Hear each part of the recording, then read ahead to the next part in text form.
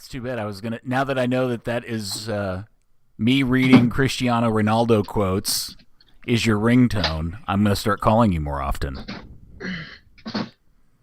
I'm back. Where were you? Changing shoes. Why would you wear shoes during a podcast? I was putting on my slippers. Getting comfortable. Seems feasible.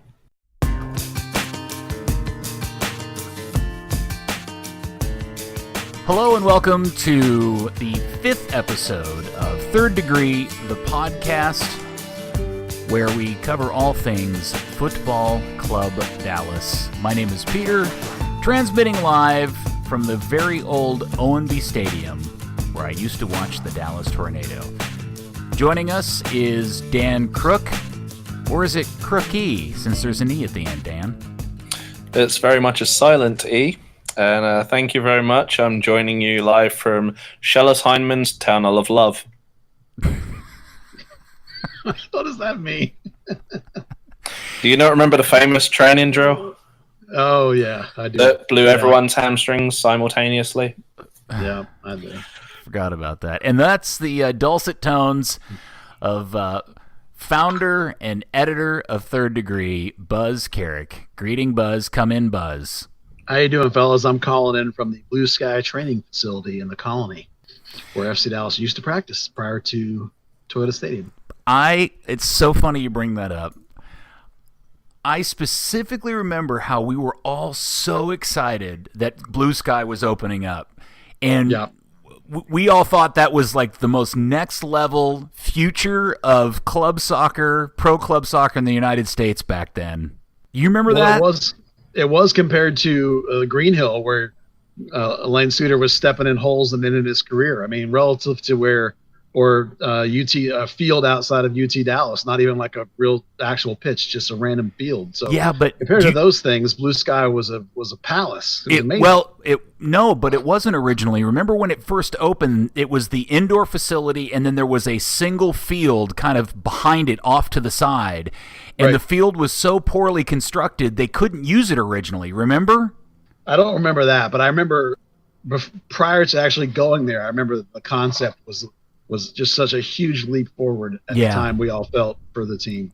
Yeah, for some reason I seem to remember that it was so mushy and marshy and not well built that Dave Durr and the rest of the club were not even sure they were going to be able to use it for like 6 or 8 months after it was open. I'm sorry, I don't remember that part. So I'm ruining your story. Sorry. We can ask Andy. Andy Swift remembers all of these stories in great detail. He's got so many amazing stories about the early days of the Dallas Burn. I'm going to talk him into doing a book someday. But anytime we tell about these stories, I'm just reminded how janky MLS 1.0 was back in the mid to late 90s. These days it's high comedy, right?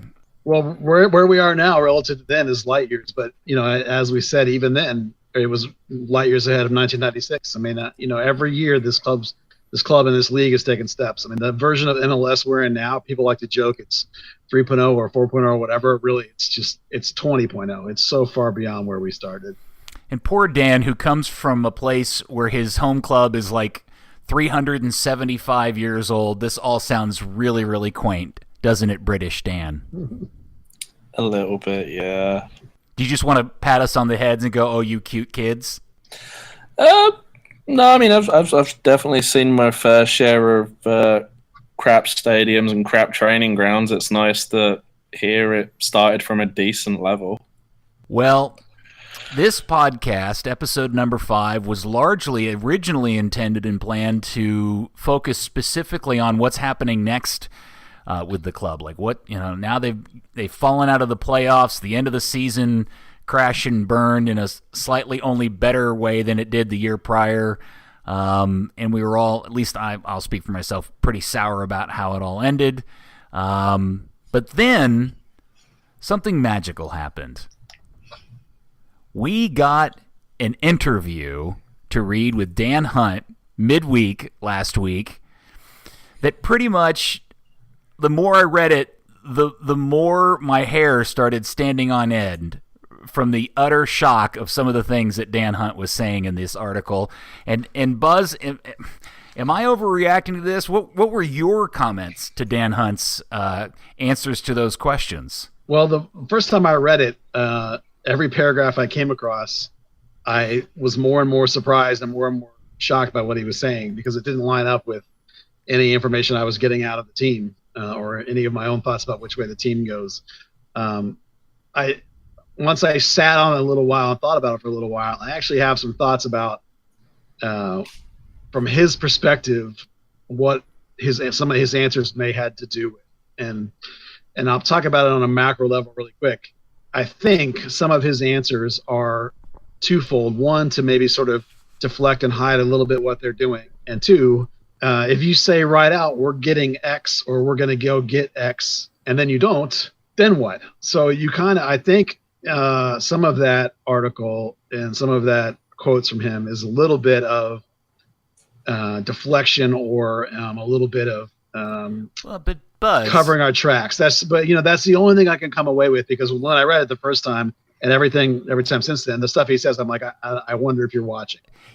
Which is a harsh it's a little too answer. late to be hiding your intentions, because they've been talking about insisting that they need and planned on getting a number 9 for what, the last 3 years, 4 years? Well, certainly on the record, they've been talking about it all season, and we could make the case that they've needed one for years, and Oscar has talked about needing one for years. But for sure, this season, both Oscar and Clavijo have talked about that on record multiple occasions. So it's not like it's this idea that like they're still evaluating and trying to decide what, maybe we could just do it by committee. I'm not buying that when both your head coach and your head technical director were saying this for the entire year.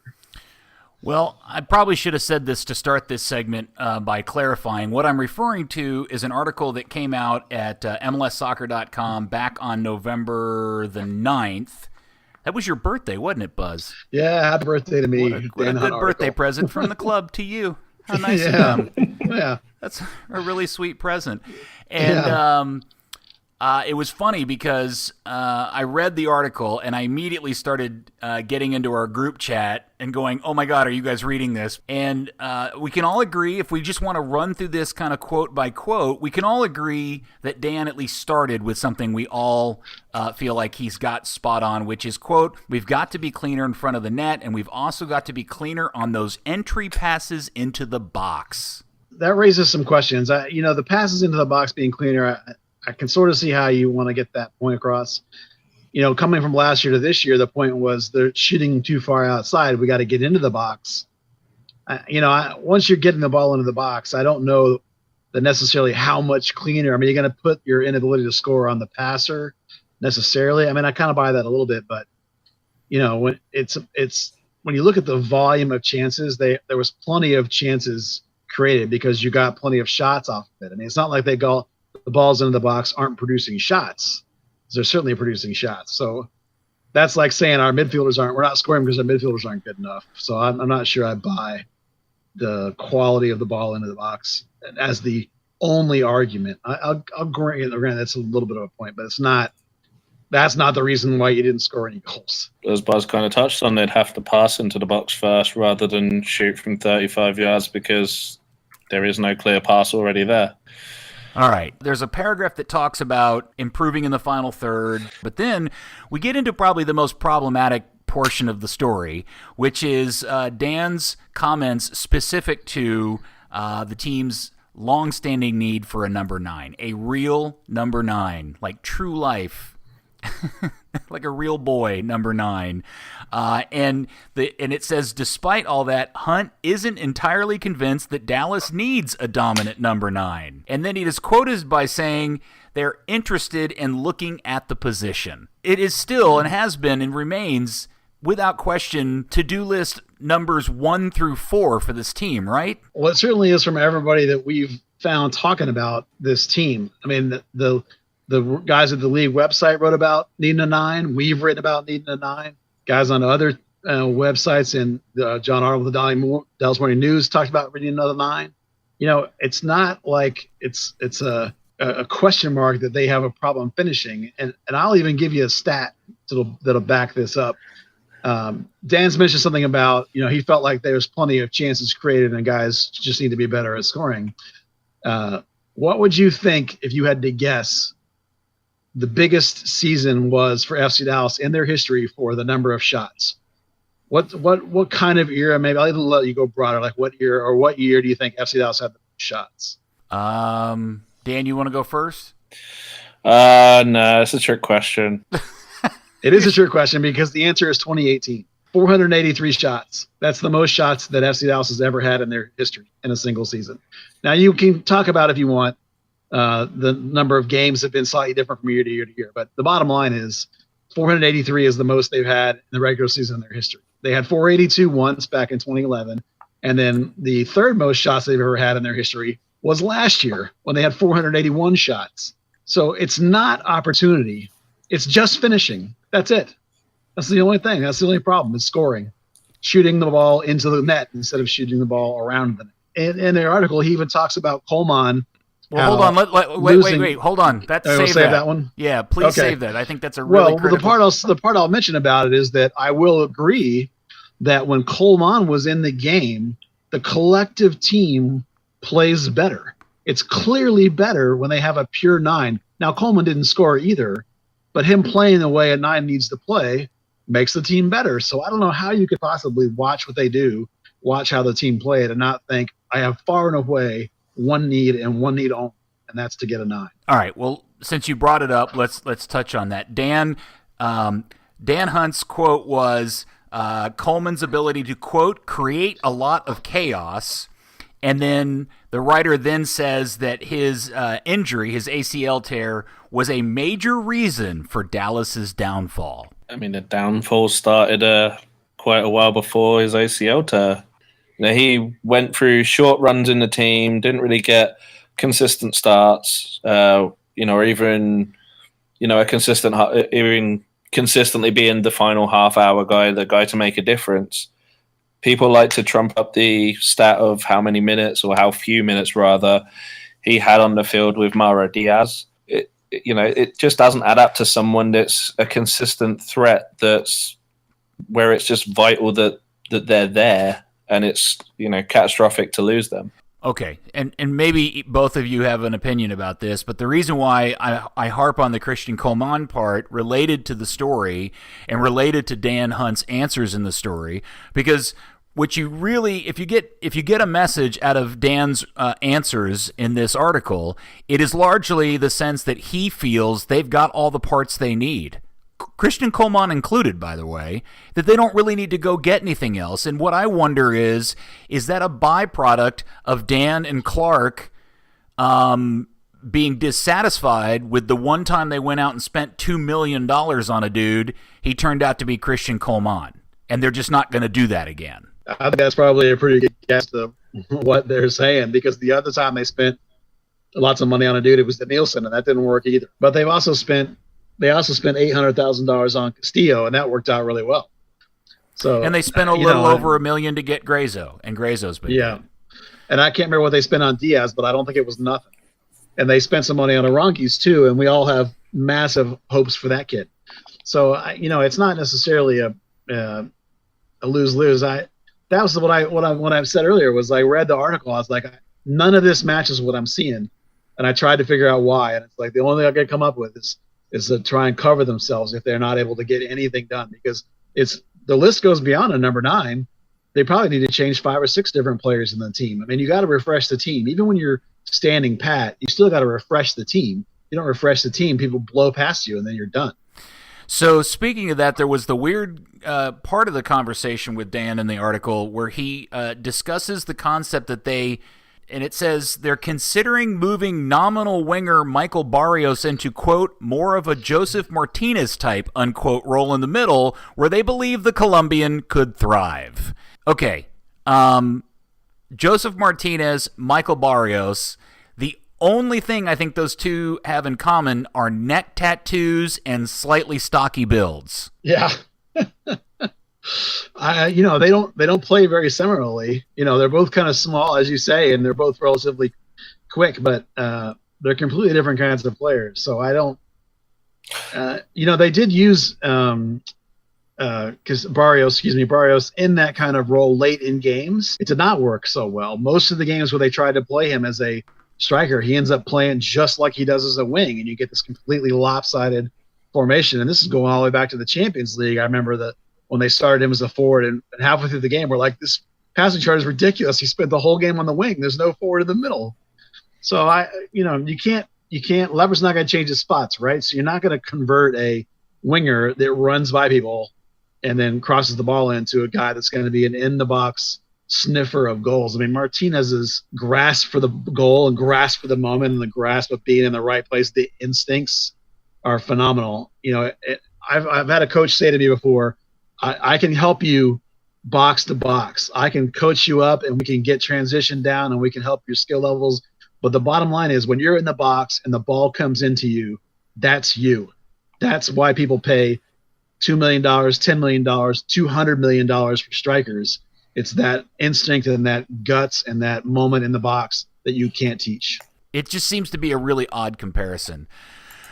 So, Dan, and this is I wanted to talk to you about because you actually wrote a really, really good article for us a couple of days later, because in the interview, Dan Hunt goes on to try to throw out some I think he's using some statistics about leading scorers not going into the playoffs or also falling out in the first game of the playoffs that I thought were a little disingenuous, because then he tries to make some comparisons positionally about other teams, and you wrote an article trying to say how Dallas would compare playing those teams' formations. So essentially, it's his thing about 13 of the 25 leading scorers didn't make the playoffs. Dan Hunt has successfully identified that only 12 of 23 teams can make the playoffs. He went through a couple of teams citing, not having a leading number 9, Sporting Kansas City, whose entire game plan has been 3 really good number 9s. It won them an MLS Cup. It's been what Peter Vermees has put out. You've got guys like Christian Nemeth, you've got Johnny Russell, you've got Diego Rubio, all guys that represent their nations. You've got Salwi, Kyrie Shelton, who caused FC Dallas so many troubles, Christian Lobato. But more importantly, behind them, you've got Roger Espinosa, you've got Felipe Gutierrez, who plays for Chile. You've got Ilie Sanchez, who came through the Barcelona system. And you can kind of make these comparisons across each of the teams. Essentially, it's a striker is great, but a striker in a crap team is still a crap team. It's a weird comparison. In our article, we looked at kind of fitting around different systems. I think if you were to kind of like try and compare anyone the most, you're probably looking more at Portland, just on the basis that they tend to play more defensive-minded midfielders. FC Dallas, unless you want to call Brandon Savania 34 games MLS ready, the team lacks a true number 8. They play that kind of weird Christmas tree formation quite a lot. That's been Gio Savarese's trademark. In which case, you're going to bank on a number 9 with 2 10s behind them. You want to talk about a dominant number 9? Well, the number 9 position for Portland has contributed 16 goals and 6 assists. For FC Dallas, you're talking about your entire front 4 just to make up that one position. Yeah, it's a weird comparison on Dan's part. Dan Hunt, that is, not Dan Crook. And the story that he's trying to build, that he feels like that Dallas can be more like these teams using the pieces they already have, it just doesn't seem to calculate or make any sense. My immediate reaction after reading this is that, oh my God, Oscar Pereira is probably reading this and he's just like his hair starting to catch on fire. Well, that was one of the things that I was reading as I was thinking, none of this matches what Oscar has been saying all season. And not just in the 9, all the rest of it too. I've been wanting to ask Oscar, and he's visiting some colleges with his son this weekend, so I left him alone. But, or is he? No, he is. But we have all winter to talk to him. So, I'm going to talk to him about it this week and see what he says about it. He probably won't want to contradict his owner, I imagine. But there's a point at which you wonder, the whole thing, I just couldn't help but wonder about it. It confused me so much. And I'm sure that while I didn't talk to Oscar, I did talk to several of his assistants this week. And it was prior to that article coming out. And they all, talked about the same thing Oscar has talked about all year. I mean, it's not like these are like secret mysteries. You watch the team play, it's pretty clear where their deficiencies are. 5 of the 6 things I wrote about before the season even started turned out to be correct, that they were deficiencies that cost them in the end. I just begin to wonder if this is a function of, everybody loves Dan, and Dan's well-intended and he's enthusiastic, and you can tell he's really, of the 2 brothers, he's the one that's really, truly passionate about this beyond the bottom line. But then he says some of these things, including this other quote that really blew my mind. He was talking about Santiago Mosquera, and that he thought that he predicted that he'd be a double-digit goal scorer in 2019. Yeah, he played in 29 games. That's only 5 games off of the total 34. So I will. The one note I will say on that is that a player in his second year, I do expect him to take a step forward. I think there's actually a good chance that he'll end up in the same sort of Urruti Lamar language next season, which is year 8, 9. If he has a really good year, maybe he hits 10. But I'm not too far off, Dan. I'm not sure I'm buying double digits, but I do expect to get him to get close to that next year. Then in the article, he talks a little bit about the stories about Pablo. I'm sorry, am I reading this differently or inferring this differently, or does he throw Perea under the bus with the comment, quote, as his playing time lessened down the stretch, that obviously, I don't think that helped him in his development. Yeah, a little bit. I mean, I think it's pretty, he doesn't outright say, I put that on Oscar, but he definitely says lack of playing time hurt him. But I think that's a bit disingenuous. I mean, I've talked many times about the amount of stats and the amount of opportunities that Aranguiz was creating when he was playing. Lots of flash, but none of it was connecting. That's why we talk so much about his future. I just don't think the impact was there. As exciting as he looks, it wasn't translating into opportunities and goals, in my opinion. So I totally understand why Oscar didn't play him down the stretch. Yeah, Dan Hunt, the bus driver. I think you could also, with the second half of that quote, see a little snipe aimed at Oscar about not playing Paxton Pomykal enough. I think if you want to go a step further, Paxton, and if Paxton wasn't deemed to be 18 or 19th man material, that he could have gone out and loaned, and that's something that in his position, Dan Hunt could have been in that discussion for. So, certainly time on the field for FC Dallas, but if he wants to go about Paxton's overall progression as well, he's got to take a share of the blame himself, more so that than with Aranguiz. Yeah. When it comes to Paxton, they flat out said that because he was in the 18 and because he was in the discussion for like the game every week, that's why they didn't loan him. Mm-hmm. So I think they had ideas that he would play more, and I definitely would agree that this is the one time I actually agree with Hunt. I would have liked to have seen Oscar play him a little more, but. Well, I do think it was a surprise based on how this season ended up. He actually played more minutes in 2017 than he did in 2018. He had, if my math is right, he had 140 minutes in 4 games in 2017, and he played 125 minutes in 7 games this season. That's really paltry and super disappointing based on what we all had hoped would transpire and what we'd see out of him this past year. Well, whenever we talk about Pomykal, the only thing I can think is that kid, more than anyone else, is going to be the guy that'll be the symbol of what it meant to not have a USL team the last 2 years. Because he's the guy, the poster boy for this gap where as a 16-year-old, he was, oh my gosh, let's get this kid signed. And then they have nowhere to play him for 2 or 3 years now. Yeah, but Dan, I don't know if you've watched any of the U20 games that he's been playing in lately. There is clearly a difference between Paxton Pomykal when he's playing with the U20s and the national team versus the time we've seen him play in an FC Dallas senior team shirt. I haven't had a chance to see any of the under 20 games, but that's the case when he plays for the 19s. He commands the game. He gets into MLS games, and if you discount Seattle 3-0 up, having a little run down the right wing and making a couple of passes backwards. It's quite passive. Well, let's be very clear about this U20 games they've played so far. They're playing some really, really bad teams and just crushing them. This is not even close to the A team for the U20s, and they're winning games 13-1.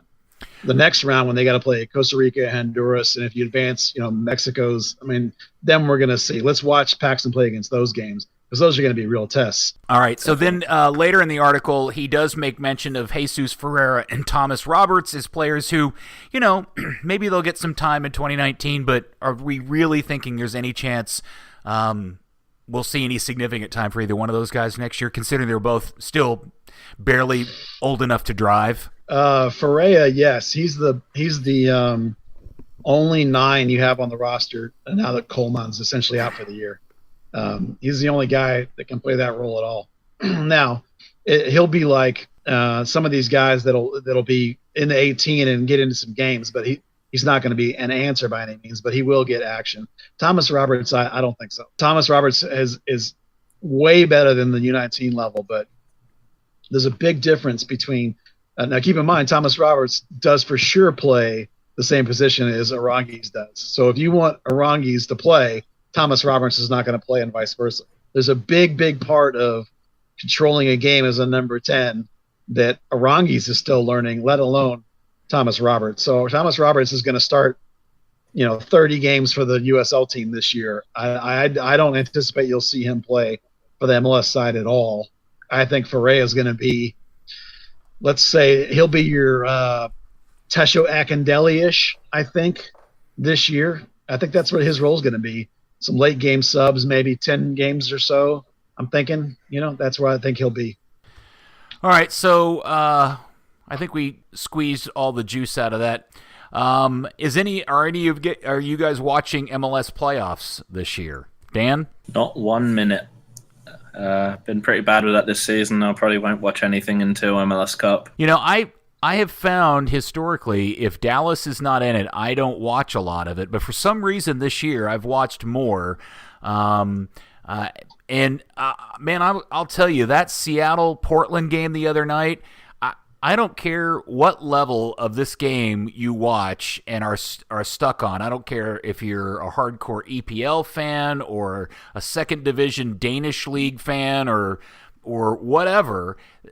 If you love the sport of soccer, that game the other night on, I guess it was Thursday night, that was as entertaining as any sport period gets. Yeah, I thought that whole series was phenomenal. And that series underlined for me something that I talk about a lot and something that you talk about a lot. They're different things. I talked about how hot Seattle was coming in, how they'd won 14 of their last 16, and they got to the playoffs and it pretty much didn't matter. And Portland limped in, and it didn't matter because of something you talk about all the time, which is guys that are able to elevate themselves in special occasions. Now in this game, you watch Seattle with Rui Diaz, who is well worth every penny of their $7 million transfer fee they paid for that guy, and his $7 million salary, $7 million over 3 years salary.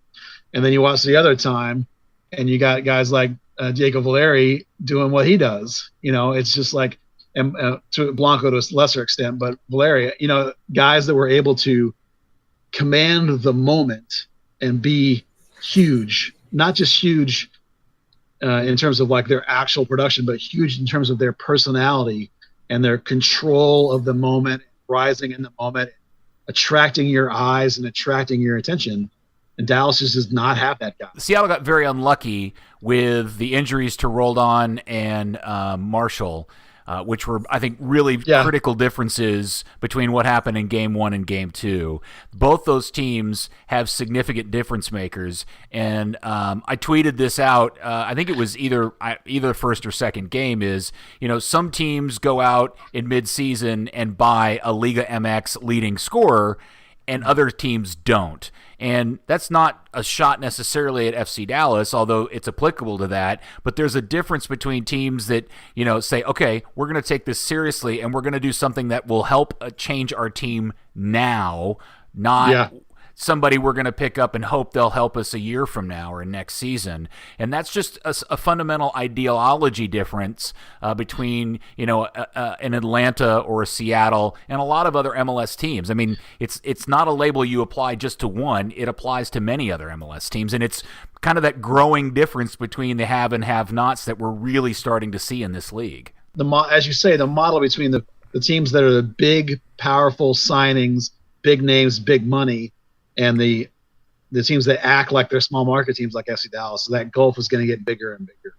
Well, Dan, what I think part of what you're missing out in not watching these games so far, and I would highly recommend you pick them back up before MLS Cup, is game for game, no matter where the games have been, on what night or whatever, the atmosphere in all the stadiums has been fantastic.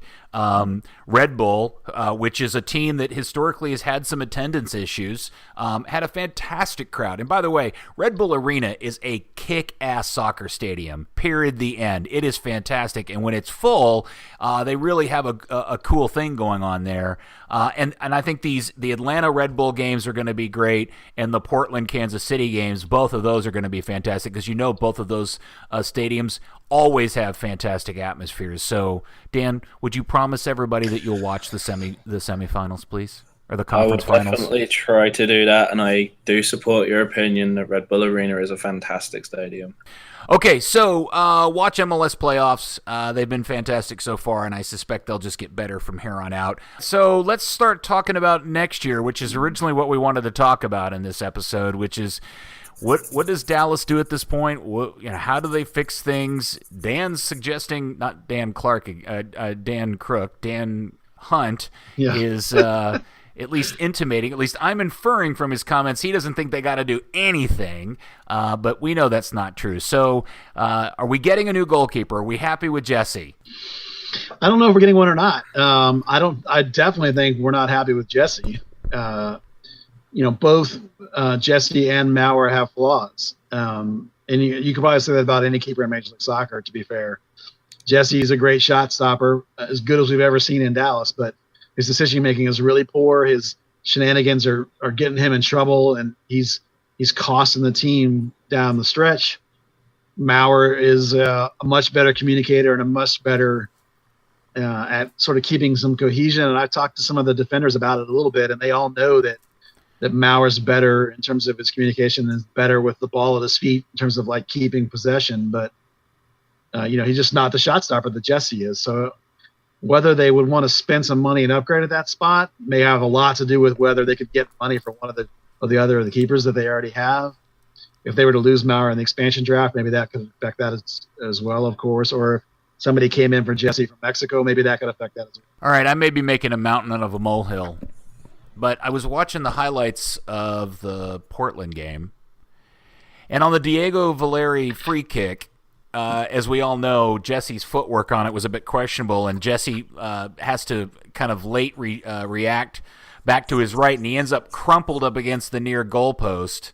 And if you watch the highlights of that on MLSsoccer.com, there's a final angle from behind the goal, and something happens in that replay that completely stood out to me, and I want to know if you guys saw this too. And I'm just making stuff up because I'm weird. But there's Matt Hedges runs towards Jesse as this whole sequence is happening. Jesse is crumpled on the ground, the ball is in the net, and Matt literally walks right by Jesse and doesn't even give a hint that he's even thinking about helping Jesse off the floor. And it just looks really, really weird in that moment. And I don't know if that's Matt acting as frustrated that Jesse should have saved it. He's just mad at the situation. It was interesting. When you originally mentioned it, I didn't think a whole lot of it. Went back and watched it, and Matt changes his direction entirely to go straight past Jesse. In terms of bodywork, it was kind of like how players were about Raul Fernandez when he would try and pull off a really late acrobatic save, fall on his face, watch the ball trickle in, and then Stephen Keel would just give him one of those looks. Give him the double finger? Something like that. I think there's some frustration in the moment there. I don't know that overall, I have talked to had just a little bit, about his relationship with Jesse. And I think their relationship was really good. I don't see like an overall discontent with Jesse by anybody. I just feel like that probably was a moment of frustration. Fair enough. Okay. Well, everybody else can go look at it themselves and give us a reaction. I can't imagine defensively this team's going to change very much. We know Ziegler's on contract, Matt's on contract. Buzz, you've made a fantastic case that they need to give. Well, let me do it this way. Pedrosa's on a contract, so we know those are all set. The question that's kind of oddly lingering out there is what's going on with Reggie Cannon's deal. He's on a homegrown deal. You've made a fantastic case that they need to pay the kid more money, commiserate with the amount of production they've gotten out of him this season alone, along with the fact that it's likely in the next season or so, if not potentially this offseason, he may have interest elsewhere outside of this country. Yeah, he apparently is under contract for next season because he's practicing, and that tells us he's under contract. But I'm sure it's on the same low budget, off budget roster section, the same 67,000, I think it is. So that's the article I wrote in the midseason, was that they really have got to lock this kid up and pay him commensurate with what his playing time says he should be getting paid, which is somewhere in the neighborhood of 200 or 300,000 a year. So if they don't lock him up in the next year or so, I'm sure that eventually, as soon as his deal runs out, he's gone. Okay, so we move into midfield. Buzz, you figured out who is and not on contract. Who in the midfield now do we know is not under contract and who is, etc.? There's the only player that is out of contract completely is I believe it's Akindele. Everybody else has options, which is not the same as being out of contract. There's a selection of players that aren't allowed to train, and those are the guys whose contracts weren't picked up yet. So the players that they did not pick up options on yet is Lamah, Figueroa on defense, Aguilar, who's 33. We're not surprised by that. And then some defenders, Akindele, Ja'Cory Hayes, they haven't picked up yet. Hollingshead, they haven't picked up yet. Now, they could have happened over the last 3 or 4 days, and they have till November 26th to do it. So the only one for sure that they has to get a completely new deal is Tesho. The rest of them have to or can be picked up, but they also just could be like, oh, thanks for coming, and let the door hit you in the butt. So there are some question marks there. If they let a bunch of those guys go, and Chala got sold, by the way. So if they let Chala's gone, if they let a couple more guys go, they could easily clear $2 million off of their cap and have lots of room to do some stuff. So are season ticket holders due a Chala check soon? I don't know. I don't know whether they just let his deal run out or whether they sold him. It came up in the Dan Hunt article, actually, I believe, of all things. So they didn't say how they got rid of him. So, whether they just sold him to the LDU Quinto or whether they just let his deal run out would depend on whether you're going to get a check, I suppose. I always find that such an odd thing. Maybe it'll be a Chala charge. They'll just get a request for an extra payment. Yeah. So, sorry, season ticket holders. You actually owe us money for this Chala deal. We're not going to give you a $10 credit on your next season tickets. We're actually going to charge you $7.53 more because of how that deal went down. So I guess in terms of other positional needs in this team, if they're not going to go out and get a number 9, Buzz, what else do you think is going to change? Because you're right, historically this team does change 4, 5, 6 people every year. I'm just going to forget everything Dan said and just take it as bunk. I'm going to go with what I know, and I know they're going to make changes. What else do you think they'll do at this point? Well, I think other than our slight concern at goalkeeper, the defense is good. I mean, they got all 4 starters under contract coming back. That's fine. Midfield, there's some contract weight they can clear. I think they'd like to get an 8, a guy that can link, a guy that was supposed to be Kellen Acosta, but he never got 100% healthy or back to form or mentally right or whatever. They were missing that guy. So if you play the same formation, you probably still want to see either Grezzo or Uloa step out for somebody who can link. Our friend Andy Swift thinks Paxton can do that job. I don't think Oscar thinks that. Brandon Cervania, who's with the 20s and has been playing really well for both the 20s and on loan, is an internal guy that might get a look at that spot. Otherwise, I think that 8 spot's a place they might look to try and get somebody. A lot of that might depend on whether Grezzo leaves or yet. I have no hard evidence that Grezzo's leaving. I just have a gut instinct that Grezzo's leaving. So, but he's under contract. He is under contract, but that doesn't mean anything. That is Castillo will demonstrate that for you. So I just have a gut instinct that the time is right for Grezzo. He's back in Ecuador. He was playing his best form since he got here, really, the last half of the season. I just feel like that's on the cards. I could be wrong. Like I said, it's just a gut instinct. So you're looking at Vic probably as a pure holder. You need a guy who can connect. And so maybe they want to spend a little money there.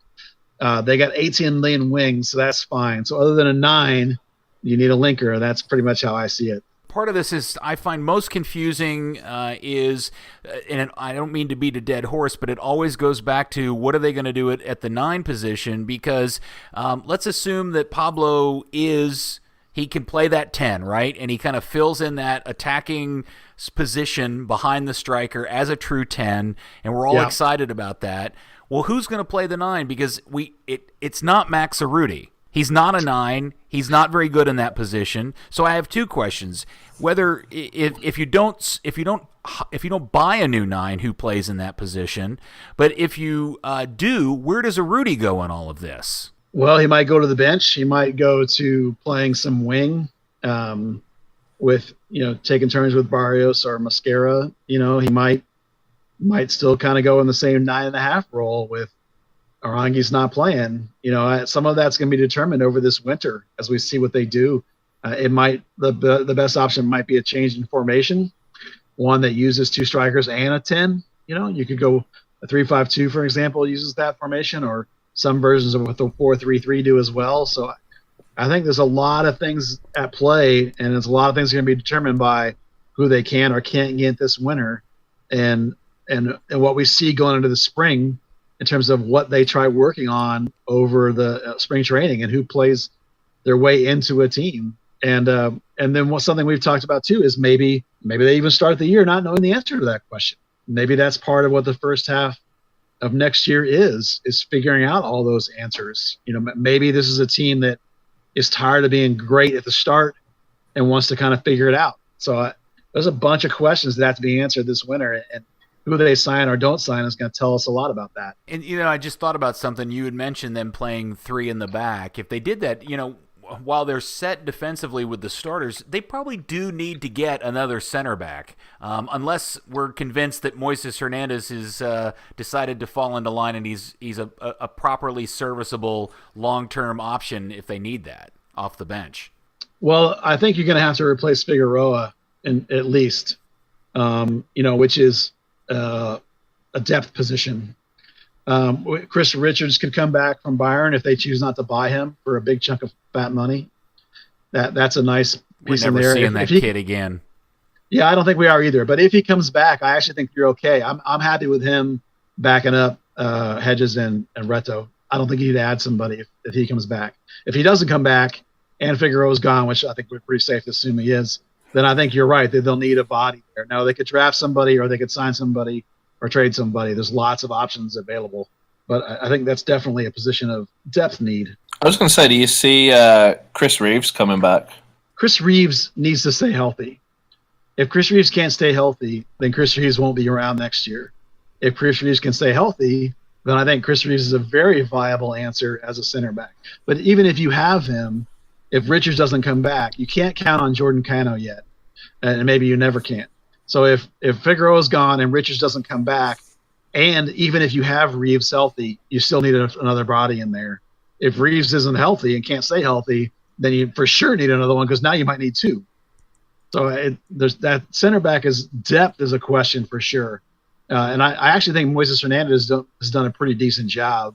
But like I've said 8 times already in this last 10 seconds, Chris Richards is the linchpin on that. If Richards comes back, they're fine. If Richards doesn't come back, then they're going to get a big fat check, and they'll hopefully go buy somebody. And then the fans. Do the fans get a check for selling Chris Richards? I don't know. Does that fall into the it deal? It should. Yeah, he's a here's the silver. I'm going to give you a silver lining on if they sell Chris Richards.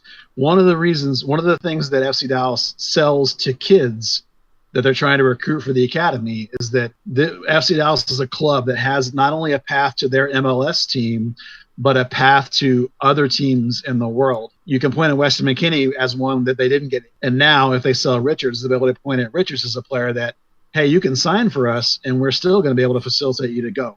So the silver lining is that a sale of Richards will be a big check, and it will be a payoff in terms of your ability to recruit talent into your academy. Now, obviously, I for one would rather have Richards, but it is what it is. That's the silver lining. Buzz, and you've mentioned multiple times throughout the time that we've been talking. Since we last did episode 4, the team formally announced that they will be having a USL team next year. Hallelujah, hooray, finally. It's happening, and they will be playing in USL League One, which will be a third division, which is the new third division that they've created. And they'll be playing this is the part that I got a little, that I didn't think was really clear. They're going to be playing games at Toyota Stadium, but then they may also be playing elsewhere. Does that mean elsewhere at the facility, or are they hinting that they may be playing games throughout the Metroplex? No, throughout the Metroplex. They haven't said where. My assumption is that they're negotiating with somebody and or trying to decide what will be optimum. I think the idea is to have these satellite games and try and sell the brand and sell the franchise, not the USL franchise, the whole overall FC Dallas franchise, because it is a collective. So I think that'll be part of it. So they mean at another location, whether that be, and I'm just going to pull things out of the air, whether that be MoneyGram, whether that be somewhere in Fort Worth where they've played a U.S. Open Cup game, something like that. Maybe downtown Dallas, maybe even the Cotton Bowl for all I know.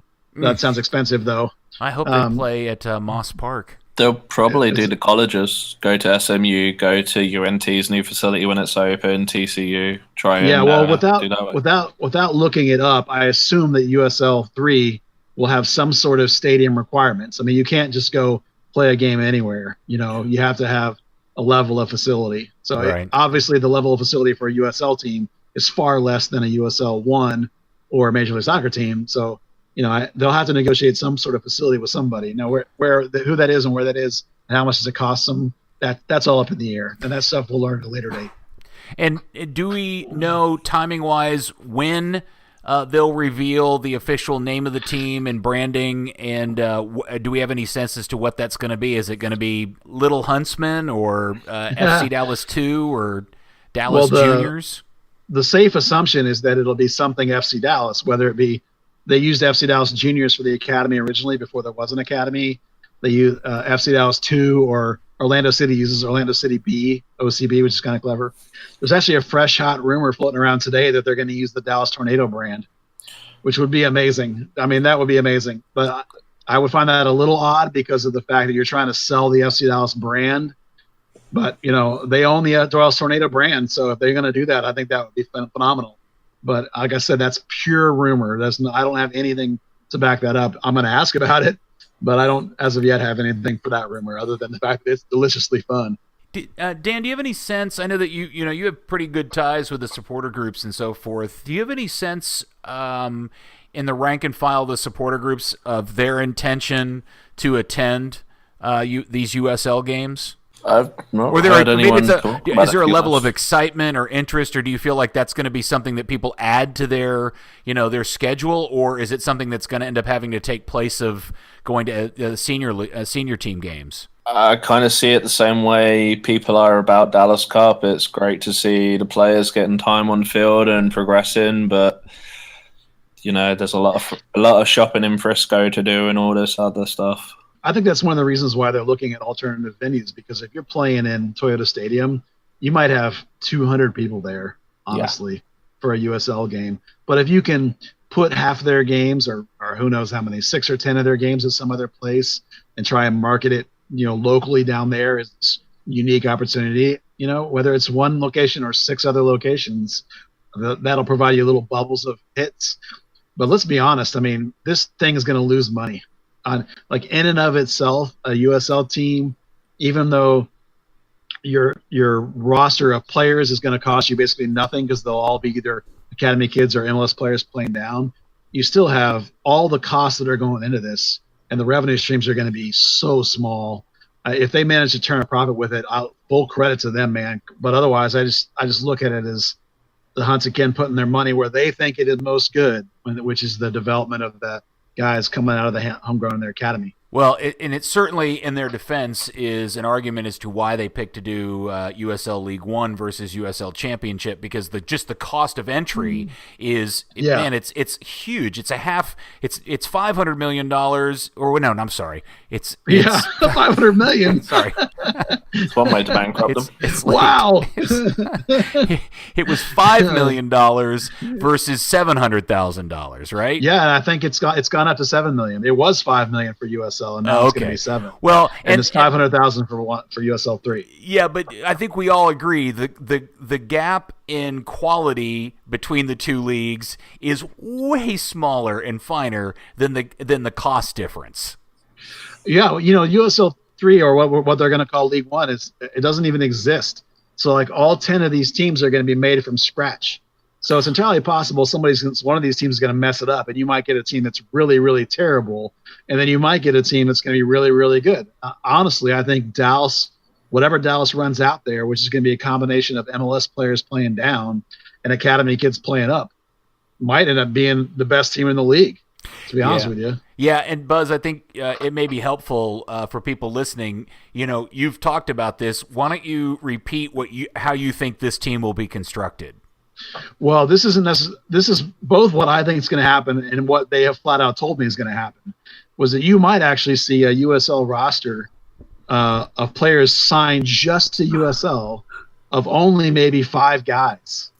So if you're still talking about a team needs 20 to 30 players to function through the course of a long season, you're talking about anywhere from 10, as many as 10, maybe even more on any given weekend coming from the MLS team down. It's like MLS has 30 players. You have 18 on game day, and 3 or 4 of them are going to get in. So you're still talking about as many as 15 guys on a given weekend aren't going to play for the MLS team. That's your USL team. There's going to be a couple of guys that are going to sign directly to the USL team, maybe some ex-academy guys that are sort of tweeners, your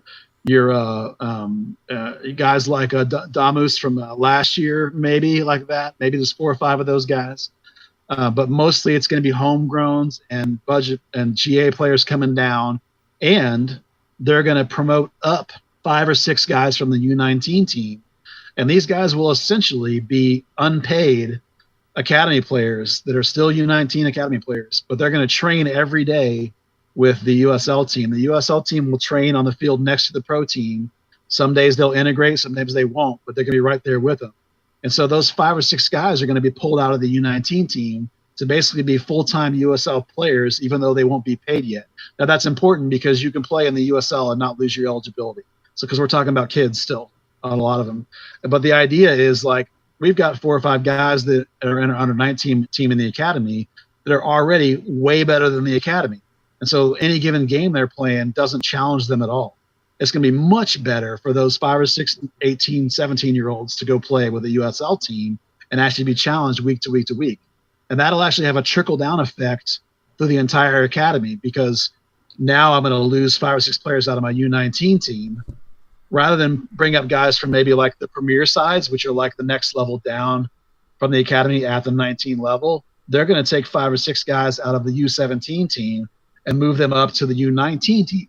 So you'll end up with FC Dallas essentially fielding a U17 team in the U19 bracket. And so all of those guys are now going to be challenged on a daily basis at a higher level than they would just in the 17 team. And that trickle-down effect will actually happen all the way through the academy, and guys will play up levels even more than they already.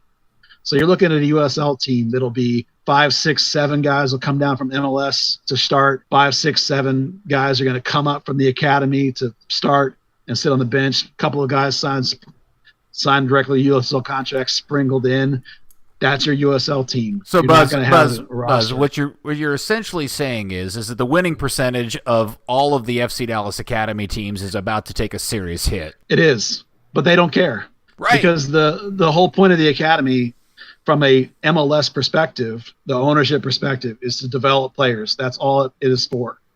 Now, they do serve a secondary purpose of trying to find all the rest of the kids college places to play and try and develop them and help them as much as they can. But what it's really about is making the best 5 or 6 players in any given age bracket better. It's about making those best guys better. So their overall winning percentage will take a hit. That's true, but they don't care. Man, I can't wait to go watch me some Ponder Tornadoes. FC. I don't know. It'll be Ponder. Dallas Tornadoes is a much better brand. Oh, it's Tornado. I just said Tornadoes. It's Tornado. Yeah, you're right. Singular. And then, and while we're talking about all of this, Buzz, you arguably the most popular thing we've posted at Third Degree in the last forever was your breaking scoop about the Chris Cappis situation. Why don't you kind of quickly debrief everybody on that insane, very MLS-like story?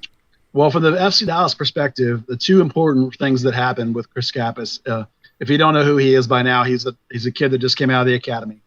I'll try and make it a short version. Cappis was from Houston, and he and Chris Richards both played for Texans, which is a club in Houston, not Dallas Texans that's up here, Texans in Houston. They won a national championship 2 years ago in the DA, and the FC Dallas contacted their club. Eric Quill, who's a former MLS player, said, absolutely, those two guys need to come to your academy. So Richards and Cappis came up to the academy. No promises on the table, but obviously the point is you play really well, you could sign a homegrown. Neither one of those guys was interested in Houston. Richards is from Alabama. So at the end of the year when he was great, they're like, great, we're signing him, no problem. Cappis is from Houston.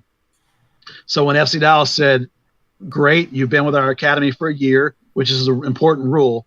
You have to be with an academy for a year to sign as a homegrown. Dallas tried to sign him, and Houston filed a complaint because of the homegrown territory rule, which says that only you can sign a player that's from a certain distance from around your club. Now, that's a legit rule. Houston's very correct to have complained. Okay? Here's what FC Dallas said about it. There's a loophole in the rule for homegrown territories. And I'm sorry, this is complicated. The loophole says that if an entire family moves to a new team's territory, your parents have gotten transferred, maybe someone's got a chance to go to some weird school or something. If the whole family goes, they're exempt from the homegrown territory. The reason that applies to Cappis is because Cappis was 18 when he joined FC Dallas's academy. He was already an adult. So essentially, legally in every ways that matters, he is his whole family. He came here on his own to join the academy. He could have signed anywhere in the world at that point a contract if he wanted to. He chose to join the FC Dallas Academy and play there for a year so that he could then, if he got the offer, sign with FC Dallas. So he wanted to be with Dallas. Dallas wanted to sign him. He had no interest in Houston Dynamo, never played for Houston Dynamo, and Houston Dynamo still blocked him. And they actually don't even have a way to sign him. There's no method in the rule books that would have allowed them to sign him. All they did was prevent Dallas from signing him. And now he's signed in Denmark with the pro team over there and made his debut the day after he signed and had an assist in his first ever start. And had an assist in his first ever game. Yeah. How long does he have to play overseas or outside of MLS before he theoretically could come back? Or could he? And if he does, does he fall into some sort of allocation list? The minute he signed a pro contract with somebody else, he became discoverable. Yep. So Dallas can now discover him if, for example, he signed a 1-year deal, like a 6-month deal. I mean, who knows? His deal could have run out. Even before he signed that deal, he could have signed, for example, with Bayern, and they could have loaned him back to Dallas. That would have been nice. But, essentially now that he's signed with somebody else, the homegrown territory rule is gone. And now if he were to become a free agent now, you could sign him by any of the rules that would apply. And in his case, that would be the discovery rule. And really the most painful part in all of this, Buzz, is he's not just another homegrown. I think I'm correct in saying you've told me he was by and far the best player in the system, bar none. I ranked him in my own personal opinion as a better prospect than Cervania, and I probably would put him ahead of Paxton. Now, he's a different kind of player than Paxton. Paxton's really creative on the ball. Cappis is a 6, a holding mid, or an 8, a linking mid, one or the other. But he's super smart, and he controls and dominates games. It's not just his ability on the ball, which is really, really good. It's his will and his determination and his soccer smarts. I've literally seen him play pretty much every position on the field but goalkeeper for the 19s. And my favorite story for him is when he got called up as to the U20s as a replacement for Paxton Pomykal, strangely enough. When Paxton got held back by Dallas because he was in the 18 one time, Cappis was his replacement and over in Spain. And Cappis flew back from Spain, a 16-hour flight, and it was in the middle of the Dallas Cup. And he walked off a plane, and the coaches were like, "No, you're not going to play today." And he basically said to the coach, "Oh, I'm playing." And 3 hours after he got off a plane, he walked into a Dallas Cup game and dominated the game. Was by far the best player in the game, and his coach called it the best performance of the entire tournament. So that's the kind of player he is. And if you'd watched him with the team, you would see what I was talking about. I rate the guy massively, but it's a player they've missed out on. So maybe we shouldn't be pounding the ground too much about it, but I think it's a big miss, and it's through no fault of their own from them. And you can't really blame Houston for doing what they thought was appropriate either. It's just a quirk in the rules has cost FC Dallas, and them not being the Galaxy, they didn't get a loophole out of it to get the player they wanted. And alas, we will not see him next year playing in the USL for the FC Dallas Hunt Boys. No. All right, guys. Well, I think we've burned a lot of time and talked a lot of words. Dan, we didn't get enough Dan Crook in this one. I mean, sorry. You got more to bring, don't you, buddy? Yeah, we can always say that for another day. Disappointing. We need more out of you, my friend. We're going to have to put you on the USL podcast. Well, that'd be depressing. Okay, thanks everybody for listening. We appreciate it. We'll do another one of these sometime in the near future.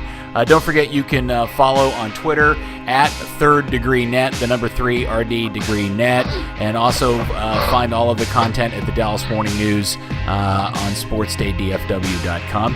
All right, thanks everybody for listening. We'll talk to you next time. Bye-bye.